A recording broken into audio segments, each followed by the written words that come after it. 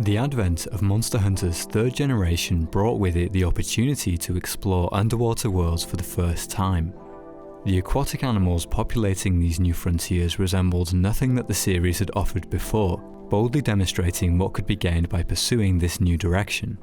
These worlds beneath the waves required a ruler, a powerful monster, capable of dominating all the other subjects that called its domain home.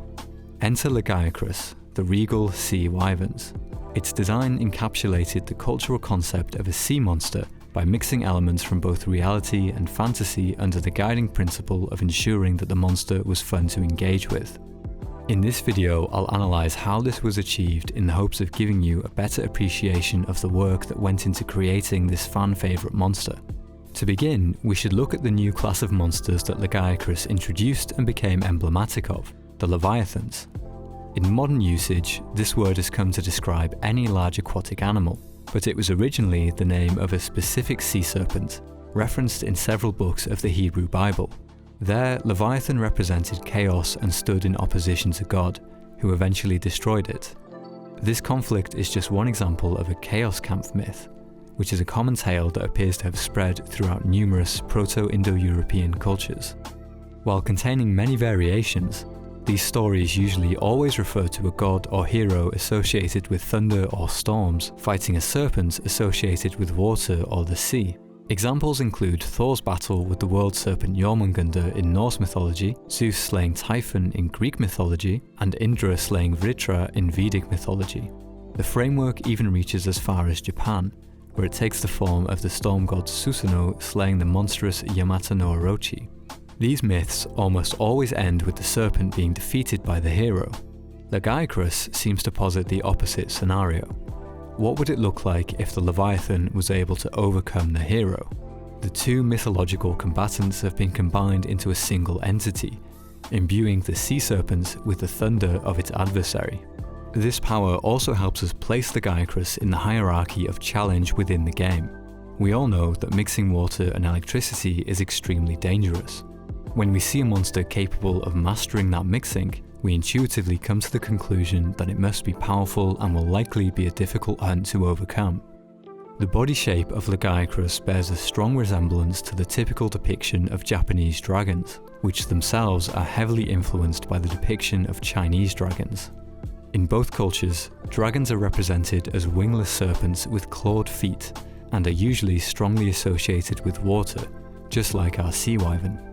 Academics have posited that the Chinese alligator may have partially inspired the look of Chinese dragons. In an effort at demystifying the fantastical, Lagiacrus reverses this relationship and adds more distinctly crocodilian features to the base design of a typical dragon.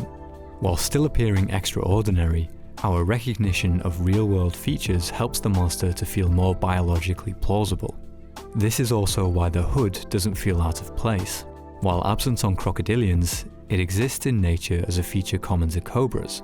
This familiarity makes its inclusion feel like a natural extension of the design, while also reinforcing the link to Lagiacrus's serpentine cultural roots. Coloration is also informed by the natural world. The dark top of the creature contrasts the lighter underside, which is an example of countershading. This feature is commonly observed in marine animals, like sharks. The darker top side blends in with the murky ocean below the animal when viewed from above, while the light underside blends with the clearer water above the animal when viewed from below, thus camouflaging it. This feature is so ubiquitous in nature that its application to Lagiacrus must have seemed like a no-brainer. Natural precedents also inform the monster's control of electricity, compounding with the cultural roots to improve our understanding and acceptance of this design element. Electric eels generate and use electrical fields to stun their prey, which is accomplished by specialized cells called electrocytes. A quick glance at Lagiacrus seems to indicate that its ability is instead thanks to the bony dermal spikes protruding from its back, called the shell shocker. The item description for this part, however, explicitly states that the shell shocker doesn't generate electricity, and is instead merely used to release it. This single design element then becomes a clear example of how the team effectively blend biological science, fantasy, and mechanical game design. The core of the idea and the scientific explanation for Lagiacrus's thunderous abilities is the use of internal organs and specialized cells, just like the electric eel. The external shell shocker is then used to add a unique fantastical element, immediately distinguishing Lagiacrus from any other fantastic aquatic creature you may have seen. It also causes blue light to diffuse around the monster when it takes to the depths, giving it an ephemeral glow. The player can use this glow to determine how charged the monster is, and therefore the strength and type of attacks it will perform. Having this electric organ external to the creature, unlike that of the eels, also allows the player to target it. By doing so, they are able to break it, permanently weakening the monster's electrical attacks. The three influences of biology, fantasy, and gameplay have intertwined seamlessly to create a multifaceted design element that is fun to engage with while playing the game. The limbs were also designed in such a way that the creature can realistically leave the water and walk unhindered on dry land. This allowed the hunt to be split into two distinct phases of combat, delineated by the shoreline. When the player is tasked with hunting the Lagiacrus in Tri, only two previous hunts had required underwater phases, that of Gobel and Royal Ludroth. Lagiacrus is a significant increase in difficulty compared to these two, and therefore served as a test of the player's competence at the new underwater mechanics. These two arenas of land and sea also allowed the Lagiacrus hunt to have more defined moments of advantage and disadvantage. Its size and nimble movements allow it to easily outmaneuver and target the sluggish hunter while underwater, creating a combat phase where the player feels distinctly at a disadvantage. The stamina system was also introduced by Tri, which had monsters tiring over the course of a fight. This system caused Lagiacrus to emerge from the waves and bask in the sun when its stamina was low. In this tired state, the monster's thunder attacks were severely limited. Coupled with the improved maneuverability of the player on dry land, this meant that the hunter gained a significant advantage when the battle entered this phase, and could play far more aggressively than when in the water. These two environments also required Lagiacrus to have two distinct movesets, providing new opportunities and threats for the player as the monster moved from one phase to another. This further compounded the ebb and flow of advantage and disadvantage throughout the hunt, and necessitated that the player paid close attention to the monster and how they approached it. As a result, gameplay felt far more responsive and engaging than had the fight taken place exclusively on dry land. This realization can be used to explain the design of the two Lagiacrus variants introduced in Monster Hunter 3 Ultimate. Both were created by questioning what the Lagiacrus fight would need to remain fun if it only took place in one environment. Ivory Lagiacrus sought to explore this concept by skewing the hunt strongly towards the land phase. It was given a significantly expanded moveset to compensate for this, with the most notable addition being its ability to maintain its thunder attacks outside of the water. Players would have previously learned that a Lagiacrus on land marked an opportunity for aggressive play, and so Ivory Lagiacrus sought to challenge players by requiring them to unlearn that behaviour. On the other hand, Abyssal Lagiacrus focused entirely on the underwater phase, with the confrontation taking place in the dark submerged ruins.